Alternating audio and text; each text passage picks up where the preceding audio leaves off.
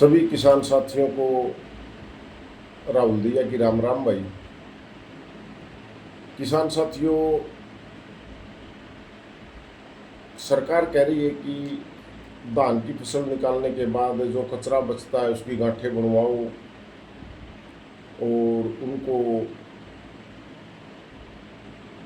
Stock में जाएगा, वो उससे पैलेट्स बनेंगे। तो क्या साथियों उनसे प्रदूषण नहीं बढ़ता? सोचने की बात साथियों ये है कि जहाँ जिस फैक्ट्री में जाकर वहाँ जहाँ इसका स्टॉक लगेगा, उस स्टॉक के बाद इसको क्रैश किया जाएगा, क्रैश करके इसके पैलेट बनाए जाएंगे। क्या उससे प्रदूषण नहीं होगा? 1 घंटा भी अगर अपना तूड़ी का थ्रेसर या कंबाइन किसी खेत के पास चल दिया है तो दूसरे खेत वाले का जीना दुर्भर हो जाता है, सांस लेने में दिक्कतें आनी शुरू हो जाती हैं। तो एक जगह जाकर इसका स्टॉक लगेगा, उस स्टॉक को क्रैश करके फैक्ट्री में पैलेट बनाए जाएंगे। क्या उनसे प्रदूषण नहीं होगा?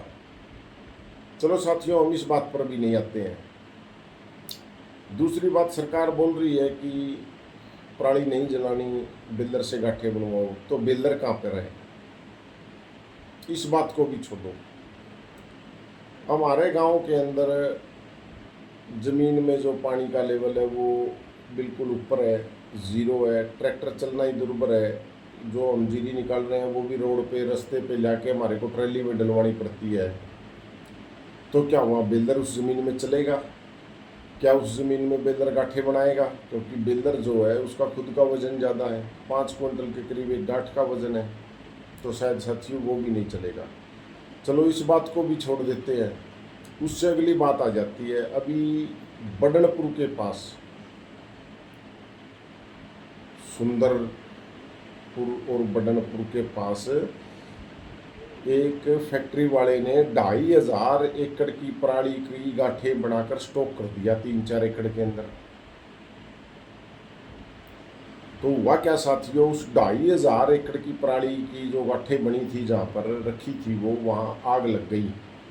वो वीडियो आप सब ने देखा होगा। मैंने अपने जो डायमंड सिटी के नाम से व्हाट्सएप ग्रुप है उसमें भी डाला था वो, और काफ़ी अलग अलग चैनलों में उसकी वो वीडियो भी बनाई है। आपने देख ली होगी या मैं दोबारा से डाल दूंगा। तो वह साथियों 2500 एकड़ की पराली को एक जगह इकट्ठा कर दिया। 3-4 एकड़ जितनी भी ज़मीन में उन्होंने स्टॉक किया उसके अंदर आग लग गई। आग लगने से क्या साथियों प्रदूषण नहीं हुआ? अगर वो 2500 एकड़ की पराली लोग अपने खेतों के अंदर जला देते तो क्या उससे ज़्यादा प्रदूषण होना था? नहीं होना था साथियों, क्योंकि हम उस 2500 एकड़ को 1 बाई 1 जलाते। कभी 1 किला, कभी 2 किला, कभी 5 किले, कभी 4 किले। तो वो प्रदूषण नहीं होता साथियों। वो धीरे धीरे मतलब एक सहन करने वाला प्रदूषण होता। और जहाँ ये 2500 एकड़ 2500 एकड़ की पराली जली है साथियों, वहाँ कितना प्रदूषण हुआ होगा। वहाँ लोगों को अपनी जान बचाने का टाइम नहीं मिला। उस वीडियो में आप देख लेना, 2 ट्रैक्टर और 2 ट्रालियाँ जलकर राख हो गई। अपनी जान बचा कर भागे हैं वो लोग। तो साथियों, काफ़ी लोग ये कह देते हैं कि ये लड़ाई खुद की अपनी है, अपना क्या जाता है। लेकिन ये अगर कोई गलत कार्य एक हो जाता है ना, उसके भुगतभोगी हम सारे होते हैं, खुद होते हैं हम। अब अपने गांव में भी किसी तरह की फैक्ट्री लगने जा रही है दमन में। इस फैक्ट्री के अंदर भी स्टॉक होना है पराली का 2500-3000 एकड़ की, 3 किले में, 4 किले में ये स्टॉक पराली का डालेगा। उसको क्रैश करेगा, कुटा पिट्टी करेगा, उसकी पैलेट्स बनाएगा। क्या उससे प्रदूषण नहीं होगा? ठीक है, वो 40-50 फुट के ऊपर चिमनी लगा देगा। जो उसके नज़दीक का एरिया है 1-2 एकड़, 5 एकड़, वो तो बच जाएगा।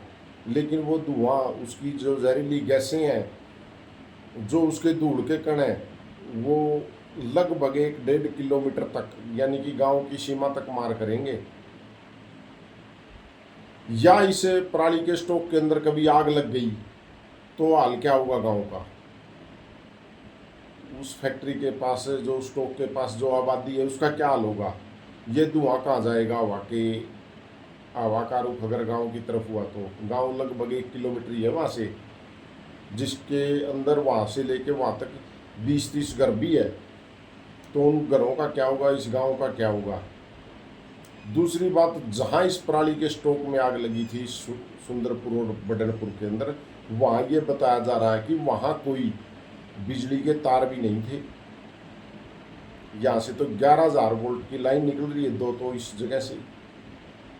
पीने के पानी की आपूर्ति हमारी इस जगह से है।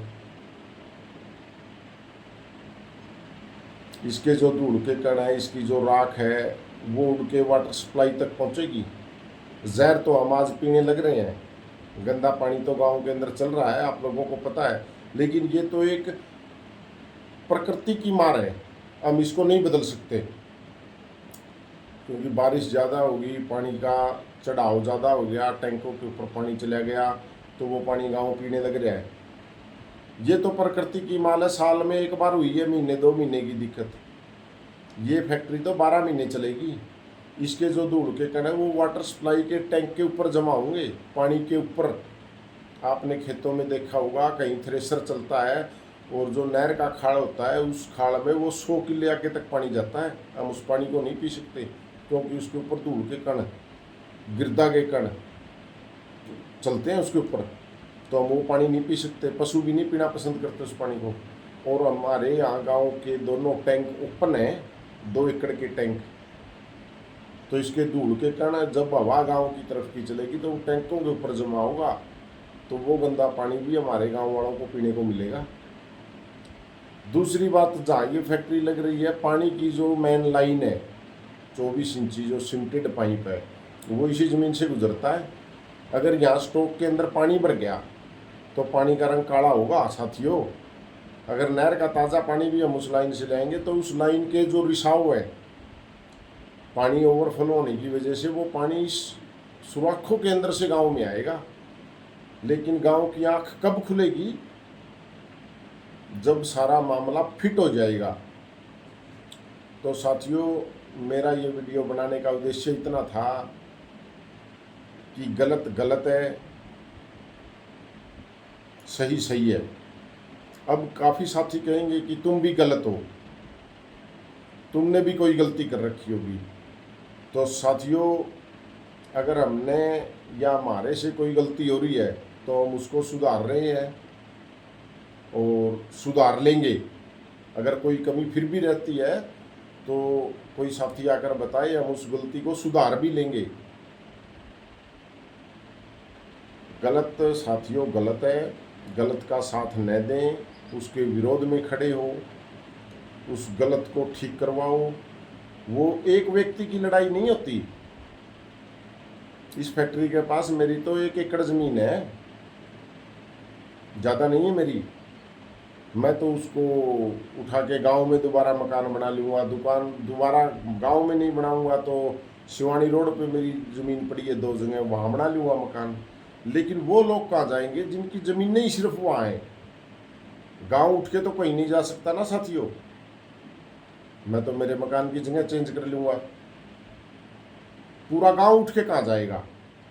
साथियों, ये लड़ाई समाज की है, समाज के हित में है। अगर फिर भी किसी भाई को गलत लगता है तो वो मुझसे संपर्क कर सकता है। मेरा मोबाइल नंबर 98 129 83 301 है। अगर वो भाई कह देगा कि ये चीज़ सही है, आप गलत हो, तो हम चुप रह जाएंगे। ठीक है ना साथियों? तो सभी साथियों से, सभी गाँववासियों से ये अपील है कि गलत चीज़ का हिस्सा न बने और अपने गांव को बचाएं। गांव पहले ही प्राकृतिक मार से जूझ रहा है। तो धन्यवाद किसान साथियों।